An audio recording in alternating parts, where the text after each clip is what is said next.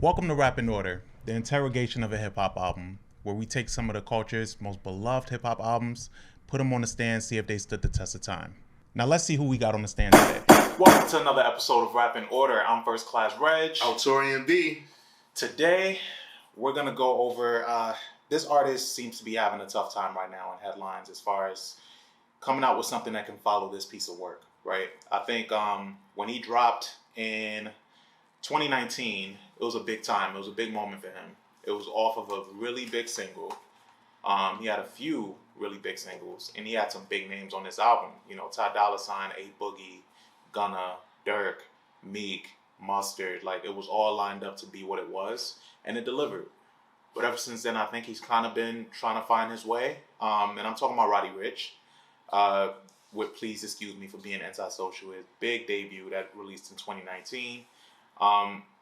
Compton MC, still very, very young and can find his way. He has that time. Mm-hmm. And I think he's not being allowed that grace right now. What do you think about this album before we get to that? I think that this album is amazing. So you got to remember the lead up to this project, he had the Feed the Street series, mm-hmm. right? He was very associated with Nipsey Hussle, somebody mm-hmm. that I really fuck with. So like, you know, him coming out, like I like knew about him on the way, and then like he was on Racks in the Middle, so I was just like, all right, I'm gonna check it out. And he had like a couple songs that like came out that was doing well, and then The Box came out, mm-hmm. and then I was like, holy shit! Like, he's from the West Coast, but he kind of has like a melodic feel to him, and I thought that was kind of cool because it was kind of like a hybrid of like West Coast and like that Southern Atlanta trap kind of thing. Yeah, and it was kind of dope because like he was kind of the first of his kind from the West Coast to kind of bring trap mm-hmm. to the West Coast. So like I thought that was really brilliant, like what he did. So if we're just talking about like this album, like he, you know, this album made him like a superstar. This album made him like one of the biggest, you know, artists that was out, and it just sucks that his follow-up project kind of didn't live up to the expectations. Yeah, mind you. Remember, I feel like we've been shouting her out a lot lately, but Regg B shot his album cover for that album. Yeah, for his second album, right? Yeah. I think what could have gone wrong with the second album was that he was trying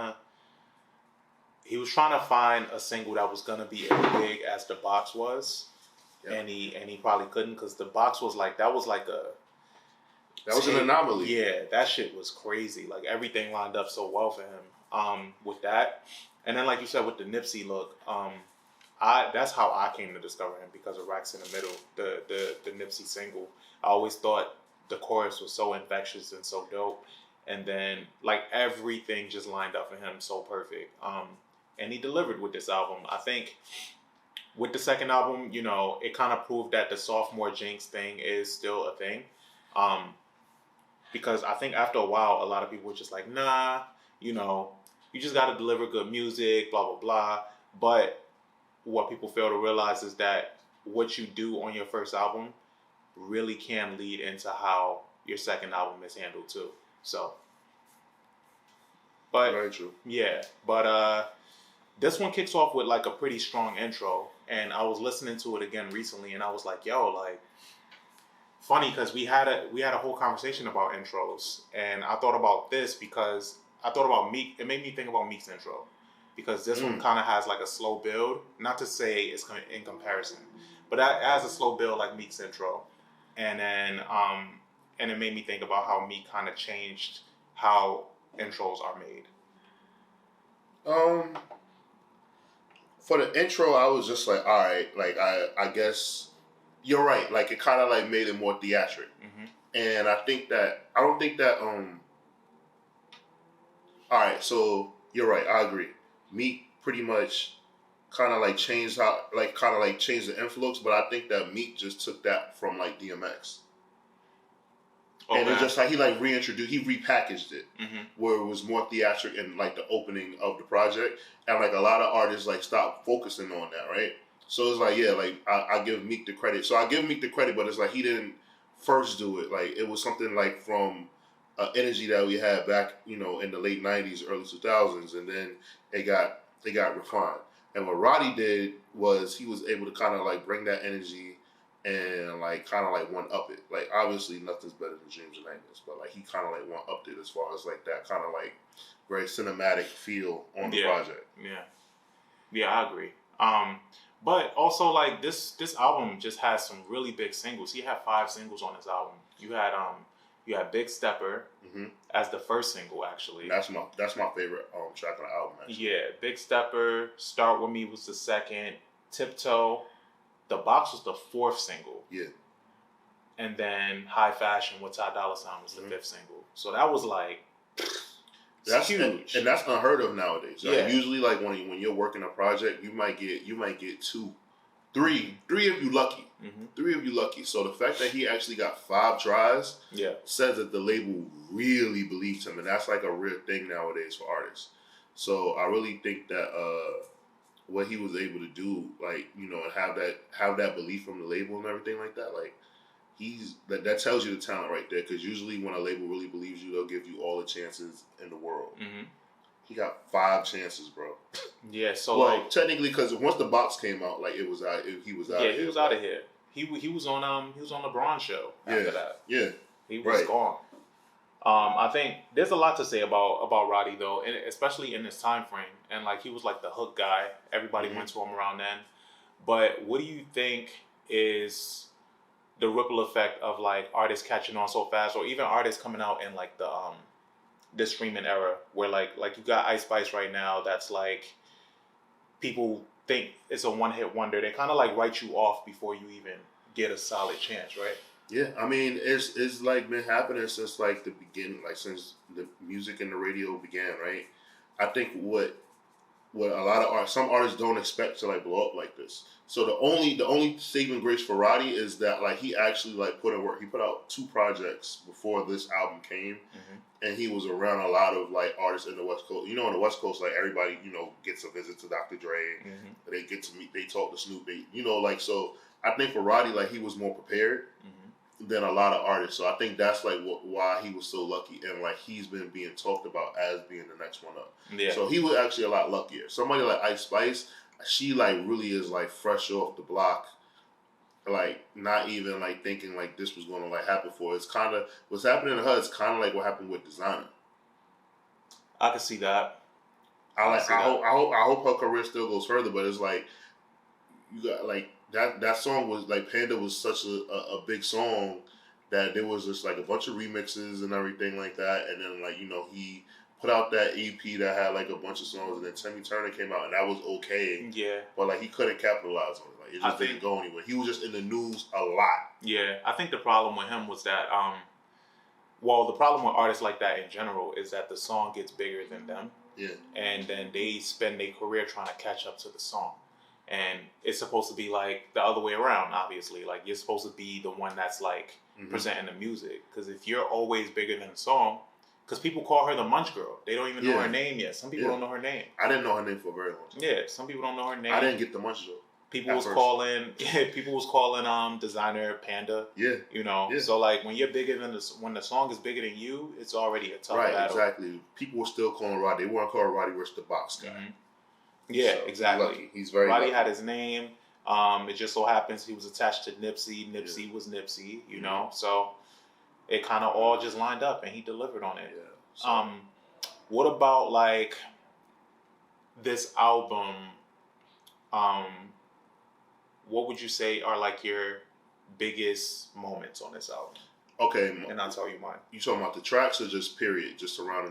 It could be the tracks. All right, so the fact that that he was able to knock off Justin Bieber as #1, and remember at this time, Justin Bieber was literally going online telling his fans how to make him go #1, how to stream it. He was like, "Yo, just play it, put the volume on low, and go to sleep." So and just put the song on repeat. It was a very bizarre time. Yo, like think about that, right? So like that's like what stood out to me a great deal. And then like I remember, so he went on an interview with the Breakfast Club, and he was talking about how excited he was about the project. And for some reason, he kept like saying like, "Did you hear the transitions? Did you hear the transitions to Charlemagne?" And I was like, and I was like, "Why is he saying this?" And the first time I listened to the project, I didn't let a lot of the songs in. Like I kind of was just trying to get to the next song so I can see if I just even liked it, which I did. Yo, the transitions on this album bleed into the next song so fucking well. Like I'm like, yo, like this is masterful. Yeah. Like and you can tell like, all right, they really worked on this album. They really took their time with this album, right? And then also my other takeaway from this album is the fact that he kind of created West Coast trap. Explain, yeah, break that down. All right, so West Coast trap, like basically he brought trap music to the West Coast, like because there's no artist that's doing it. So like trap music is kind of just like it's its own subgenre of hip hop now, right? So what he was able to do is like bring that melodic kind of flow, like how like a Thugger or a Gunna would do, right? But kind of like bring it out of the West Coast. I don't know if it has another name for it. Like New York, we have drill music. So like drill music is our iteration of Southern trap music, right? Okay. So what I'm just saying is just that like, if you listen to like what Roddy's talking about the same things that like Thugger is talking about, and like what these dudes in Brooklyn and the Bronx are talking about, right, on their drill music, right, or in London, in the slums of London, and with their drill music, right. But what he's doing, he's talking about Compton, and it's basically like you know what I'm saying, he's doing something that's been being done since NWA. But what I'm just saying is just that like he's doing it with the cadence and the flow and the subject matter. It falls under trap. It doesn't fall under gangster rap. Yeah. So I'm just saying, like that's what I take from it is like, okay, he created a subgenre, like, and he's the kind of the first to do it from the West Coast. So do you think he created the subgenre, or is he the face of it for the West Coast? The face of it for the West Coast. Okay. Like who else is doing West Coast trap? Yeah, nobody's doing West Coast trap. Yeah, you're right. For that standpoint, so that's what I'm saying. I'm not saying but for the East Coast, it definitely already exists because you got. Oh yeah, absolutely. I'm only talking about West Coast. Okay. I'm not saying like, I'm just saying like in out west, he has that real estate. Well, I mean, but you also got Larry. Larry has like a whole nother portion. You would say that Larry is West Coast trap? Yeah, you listen to him way more than me, so I can't. I'm not. Yeah, he has like a whole different bag of like. Where he calls himself Trap Larry. Like he has a whole nother. Okay.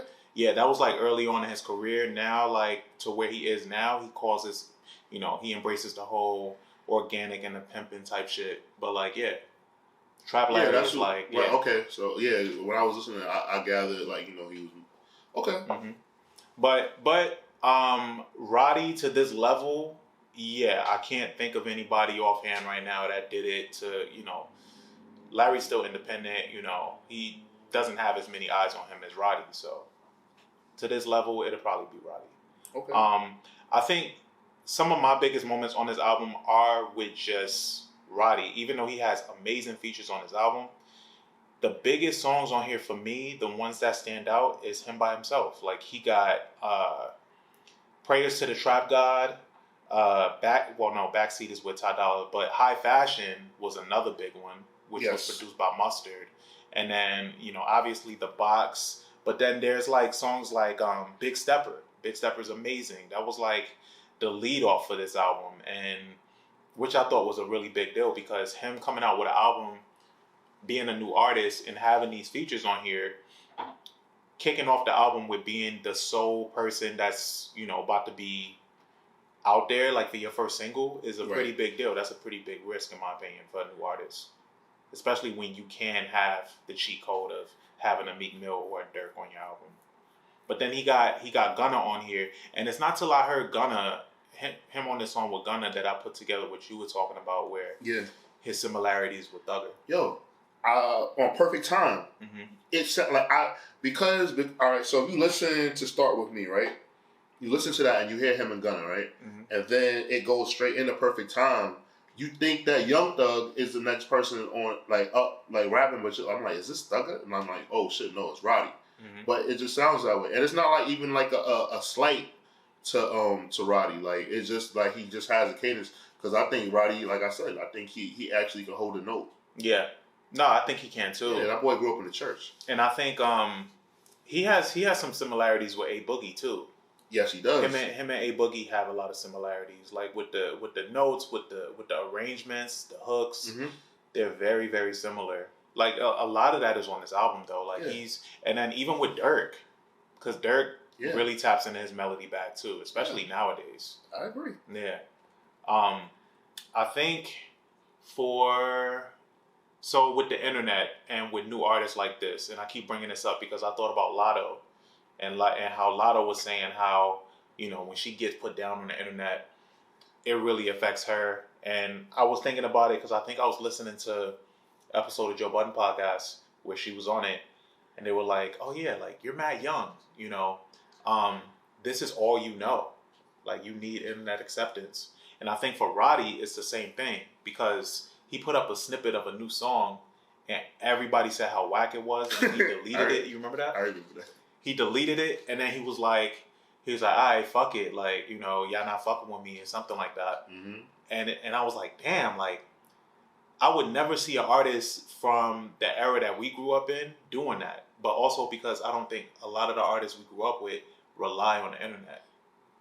Yeah, it's a thing like where they really take it personal and like shit. Look at Cardi B. You can't say nothing about Cardi B and she don't respond on the timeline.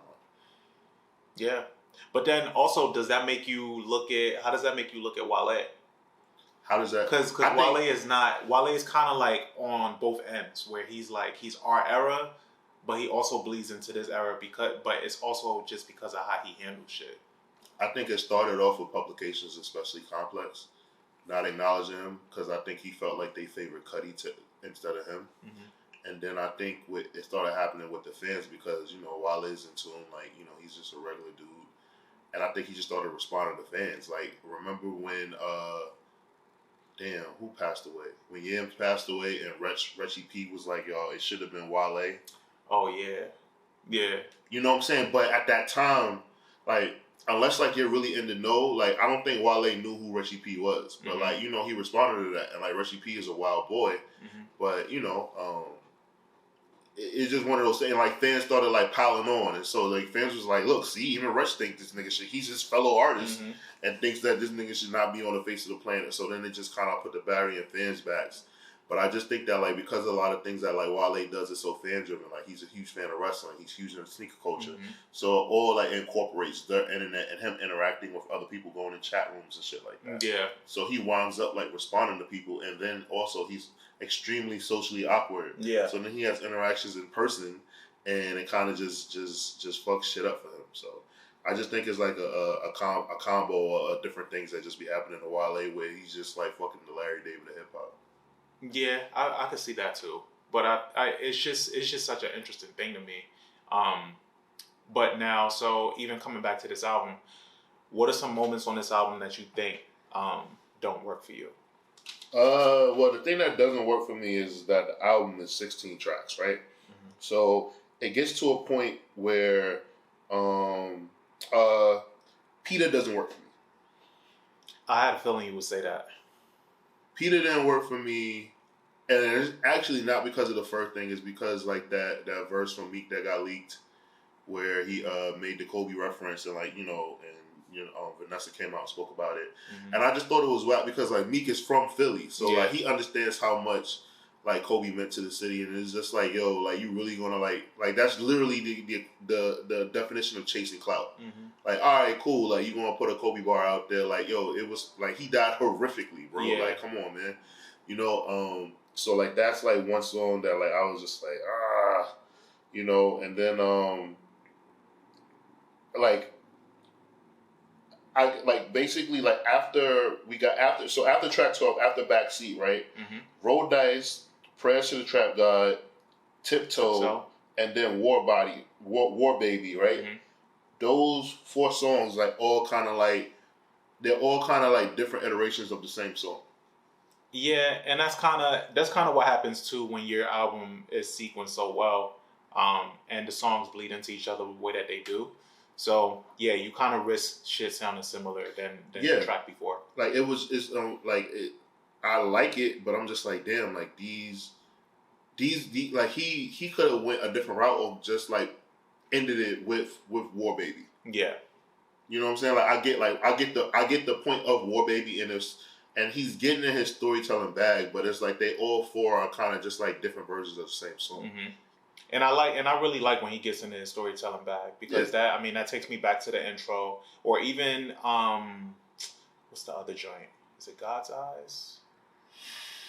I think it's God's Eyes. But like I like his storytelling bag, but I'm kind of just there's certain artists where they get in certain pockets and in my mind I just keep them there. So like when I hear a track like The Box, every time I see Roddy's name now, and maybe this is why people look at him the way that they do or give him a hard time, but every time I see Roddy's name, I want a song, not that it's as big, but content-wise, I want it to, like, relate in some way. Really? It kind of, Shit. So it's like, I kind of pigeonhole them. Every time is, I use that loosely, but I want something that's like, I'm looking for a bounce. I'm not looking for, like, I'm not looking for that much intricacy. I ain't gonna lie. I want some super hard. No pause.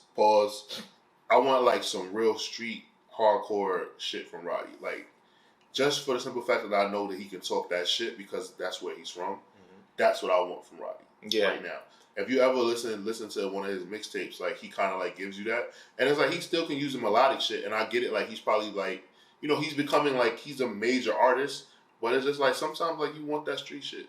I think another thing too that's cool about certain artists is that you can kind of always pair them to where they're from. A lot of people don't even know that he's from Compton. No, at all. Yeah, you're right. So like, I think that's something that he could probably play up a little bit more. I would love like an album that's a homage to Compton or something that's talking about where he's from. And granted, that's been already done. That's been done a lot, but. He doesn't necessarily have to play up where he's from, but when you listen to his music, you don't really know. Yeah, you don't. Yeah, he doesn't like those. The funny thing is that like War Baby does kind of like touch on that. Yeah, and so does Roll Dice. Yeah. Roll Dice is kind of like gives me.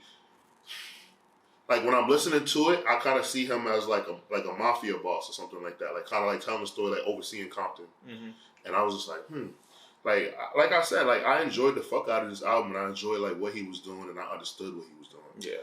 For the project, so it's just like one of those things that's pretty interesting to me. Like I just want to, I want to know more about the lead up to him blowing up because it's kind of reminiscent to me of like what they were doing with YF and Lucci in Atlanta. He just never like crossed over big in like other regions outside the South, but like where like he's like this melodic dude, right? And like he kind of like tells like hood stories, but like he's not giving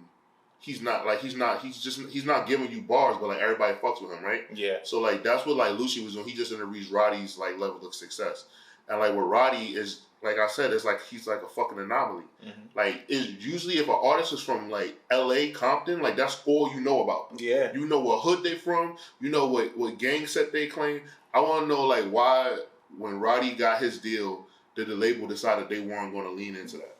Maybe just to try like a different approach because they want him to be. Maybe it'll even make his appeal that much bigger. I really want to know. I want to know like. When they were in there, like, doing the think tank, because you got to think, like, Roddy's, like, a handsome dude. He's, like, into fashion and stuff like that. I just want to know why. Yeah. Like, it's just very interesting to me. Like think about all the West Coast artists that we know that are in, like, and they're active gang, well, not active gang, but they're affiliated gang members that we don't know what set they claim. Where they're from, yeah. All of that shit. Yeah. Like, with Roddy, you got to, like, know, you got to be in the know to, like, know, like, oh, okay, yeah, he's a gang member, so Compton, this and that, like. You don't do that shit. It's really not you're right. I mean, it's really not a highlight about him. No. But it really does make me think. Like, I wonder because I'm pretty sure it is intentional. It got to be intentional, especially for him being a new artist. Mm-hmm. And he doesn't do that many interviews. Mm-hmm. No, not at all. Yeah, he doesn't really do that. He does the run, but I wonder, does he just not fuck with it? Mm-hmm. Like he just don't like doing them, you know. I mean, when your shit is called "Please excuse me for being antisocial," Yeah, you kind of get a pass. Yeah. Niggas is not really gonna try to sit down with you because it might be awkward. That's true. But overall, I really do enjoy this album. I think everybody that contributes to it brings something to it very fresh. Absolutely. Ty Dolla $ign is, how we feel about Ty Dolla $ign. Yeah, man, he's one of the top 5 hook makers in hip hop. Yeah, he is currently. And I think you know how we feel about Gunna. Yeah.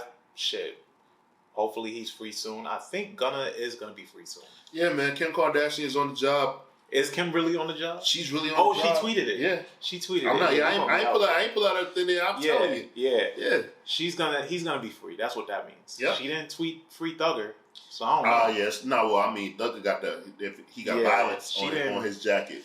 Ooh, wee. Yeah, man. I think Gunna is just, he just got caught up with the wrong niggas. It's one of those. He's fine. He don't have any. He kind of is the wrong nigga, right? Yeah, well, who, Gunna? No, Gunna. I thought you said Thugger. I was about to say like. No. I'm not saying shit about Thugger. I'm talking about Gunna. But I think overall this album, I'm very happy with, and I hope it's any indication that Roddy is going to keep having chances at making good music. I think he just needs to be given a chance, and also needs to stop tuning into the internet the way that he does. He's so fucking young, so that's going to be impossible. He's not even 25 years old. I think he's going to have another shot to really knock it out the park. I think he came out with an EP shortly after this that was pretty good, but nobody said anything. Like, nobody said shit. They just left it alone. I think the label kind of like used up all their magic on it, and I'm telling you, he got to come out. I'm telling you right now, I bet you money the next project he's gonna kind of like lean into his LA roots more. Yeah, okay, I can see that. He's gonna kind of it's funny too though, because you see how on the opposite end, I know he's white, but Jack Harlow is he's synonymous with where he's from, but then his album got mad hate. But he just worked through it. And now he kind of like won the people back over. Like, he did everything right. Yo, bro, he's starring in White Man Can't Jump. Mm-hmm. Like, that's going to be like a big deal. He's fine. And it's funny because Quavo's in it too. And Quavo's not the driving force behind it though. Mm-hmm. And DJ Drama is scoring the soundtrack. So now I love this because now we're getting back to hip hop scoring the soundtracks for projects. Yeah. So I'm actually really excited about that. But yeah, like him, like you gotta think about Jack Harlow, is it ESTG? That's from Kentucky as well? I believe so. Yeah. Is it right? ESTG? Yeah. Right. I think so. Right. So it's ESTG, they're both from Kentucky, right? And they are pretty much like these like monster artists right now. Yeah, right? Yeah. He's from Kentucky, right? Like they're these monster artists and they're repping like their cities and where they're from. And only other assumption I got is that like it's oversaturated and it didn't make sense to just announce that. Like where he's from, yeah. I get it. If he was from somewhere obscure, it probably made more sense. I think people that are from somewhere obscure usually works out a lot better. Like when Nelly came out and he said St. Louis, niggas was like, who's from St. Louis? Yeah. Like, what the fuck? I got a question for you. Do you think that every city has like a superstar and it's just that they just haven't been like discovered yet? Absolutely. So you think like in Wyoming, like there's like some like niggas there's like somebody just waiting, just making music, got some heat, and we just ain't get them to come out yet. I think it's fair to say every city has that hero, that hometown hero. Yeah. Okay. Because like Detroit, like Eminem wasn't necessarily a hometown hero. It was just like, yo, yeah, that nigga's nice, and we've been seeing him. That is interesting as fuck to say. As much as he reps your city. Yeah, but he wasn't like. I wouldn't say he's a hometown hero only because, like, he's white. It's like his success was just so fucking prevalent, right? But, like, you got somebody like Blade Icewood who was like, yo, that's our guy, Or Big Sean. Big Sean that, like, does stuff in the city. Yeah. I get but see, all right. So this is my pushback, and this is my ignorance because I'm not from the city. I don't know shit about Detroit besides what you tell me, right? Mm-hmm. You and your cousin Al, like that's my connections, right? But like, I feel like Eminem gives back to the city of Detroit a lot, and I feel like what I'm saying, him basically bringing on his friends from the city, making sure they was put in position. Him making sure that like Proof was set up well, right? Mm-hmm. He made sure that Royce the 5'9" was set up well. He made sure that Trick, you know what I'm saying, got on like a song with him and that was set up well. Like he makes sure that like he kind of like gives like artists from that city a platform. Yeah. In a sense, like he'll give you a shot. Like a lot of the artists that he first signed to Shady were from Detroit. Obi Trice is from Detroit, right? Mm-hmm. So like, why wouldn't M get the hometown hero label? If all of these things that he does, StockX is based out of Detroit because of him. So I guess like the way that I'm looking at it, because he white, it's crazy. The way that I'm looking at it, that plays into it, but I say that like very like backhandedly, right? So the reason why I'm saying I don't consider it for Eminem is because like he wasn't from the city, and then also like he's not. So he's Big Sean does. Well, no. Big Sean does things for the city. Like he actually has Big Sean Day or 313 Day in the city every year. He has like a turkey thing. He's building the first movie theater in the city. Detroit doesn't have a movie theater. He's building a movie theater. He put a studio in his high school, a music studio for students. Like, so I'm saying like shit like that where like it's super inclusive and not just thinking about his friend groups, because that's what it is with Eminem. Like, you know, with Proof, granted, that was huge. Proof was already big in Detroit, and him looking out for him was a huge deal. But from the Big Sean perspective, I think what he's doing is really big, because not only does he do all those things that you said Eminem does, with like putting all his friend groups on and giving them good looks, or even hopping on new songs with new Detroit artists, but reaching back and doing those things for like not only the high school or like the city in general, and having specific days to give back is a huge deal. I'm gonna look into this, Regg, because I feel like Eminem does a lot for this city financially. I mean, hey, and does behind the scenes. I don't know. I'm gonna do some research. Yeah, I don't have the answers right now. So Regg, I invited. So Regg gets it this time, but when we come back, I promise you, I'm gonna find out. I invited, bro. Fuck around, find out. Yeah. But I don't even know how we got into that subject. But I would say to the internet kids, I think Roddy is worth giving a chance. I think with his next project, he's probably feeling the pressure a little bit. And my advice to him, if he was to ever see this, is to just lock in and just tune him out and just stay inspired. Fuck him. And what's your rating for this album? I give this album a 4 out of 5 waffles. It's a great listen. The production is great. The engineer, whoever engineered this project, did an amazing job. So this is what I'll say. The lyricism is good, right? The production is good. The album direction is good. I'll say that like at my bad part of the album is that like he has a couple songs that kind of sound alike, but they're good. Like there's not skips on the project. It's just that if you get tired of hearing him kind of like repeat himself in a different way, you kind of might get bored with the album. So but the album like flows so well, it's a straight listen to, and you kind of don't realize it. So that's why I say 4 out of 5 waffles. It's just like a solid project, and I think it will be like a timestamp project that people will go back to. Yeah, I think so too, and I think I'd actually agree. I'd give it a 4 as well. I think a lot of the highlights on this album are, like I said before, the songs that don't even have a feature, and then the features you turn around and it just adds to it. Yeah, I'm comfortable with the 4. All right. So, we're gonna close it out with that. I'm First Class Regg. I'm Taurian B. We out of here, y'all. Catch you guys next time. These are their stories. Dun dun.